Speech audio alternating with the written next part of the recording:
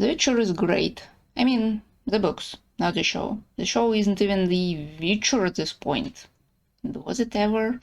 The one good thing for me personally that came out of this show is that it reminded me of how great the books are, and prompted me to draw this watercolor sketch you'll see me drawing in this video.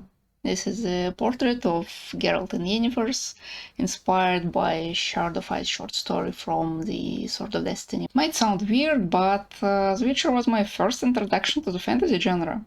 I mean, aside from The Hobbit, but despite its rich lore, it's still a children's book, so it doesn't count.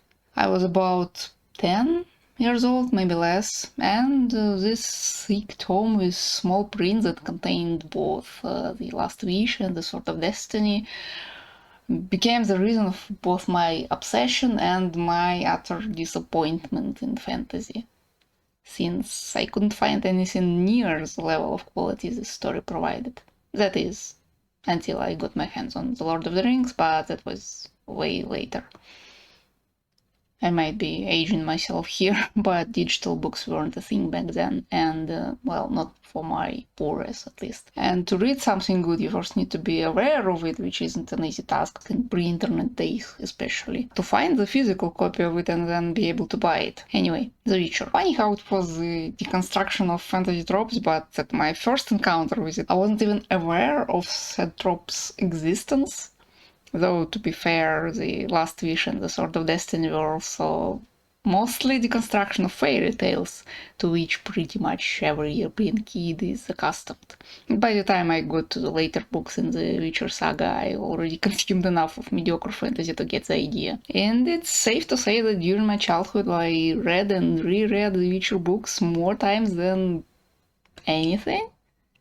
To this day, I can even quote the first paragraph of The Last Wish intro verbatim, which is especially funny since that intro is a sex scene, and I was 10 when I was reading it. Speaking of the amount of age-inappropriate stuff in those books, oh boy. Horror, brutal violence, swearing, orgies, drugs, gore.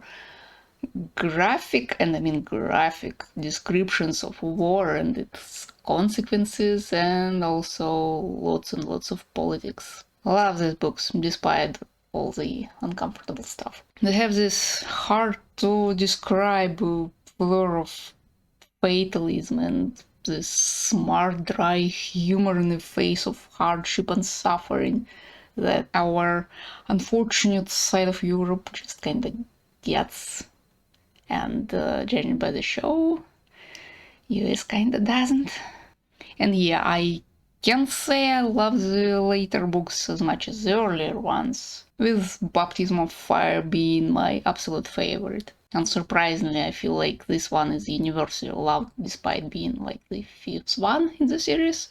Last one, The Lady of the Lake, with its meta bullshit, feels kinda meh.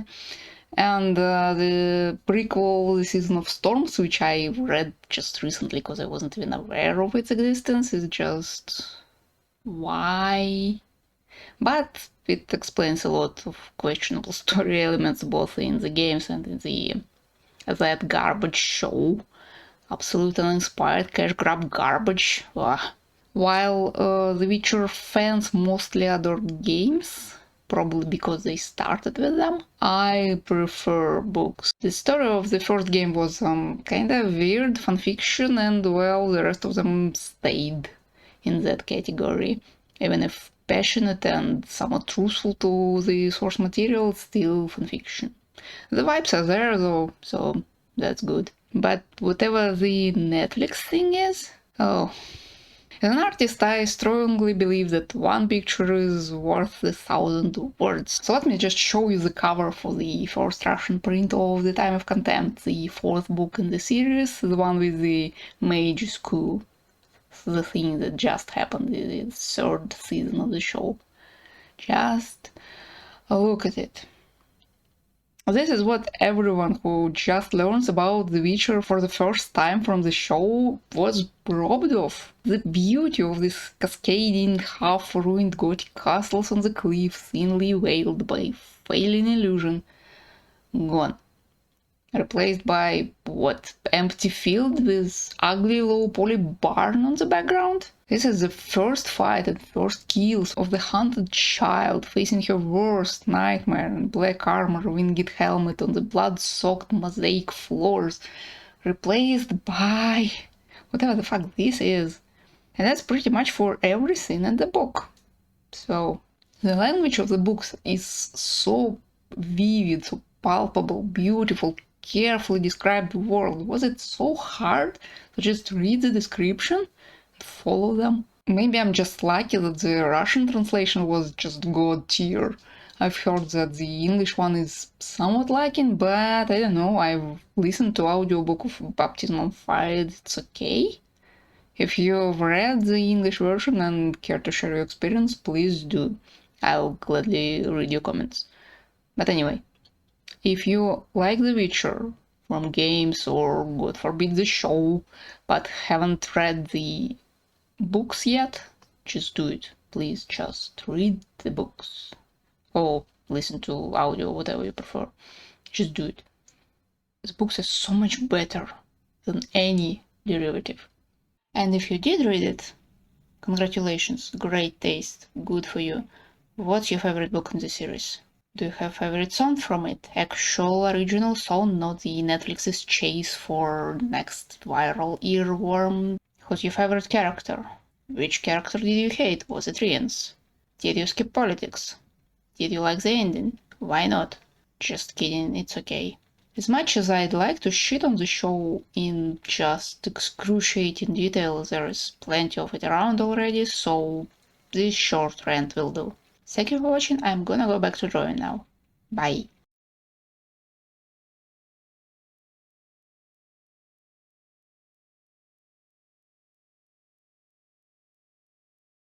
Read The Witcher.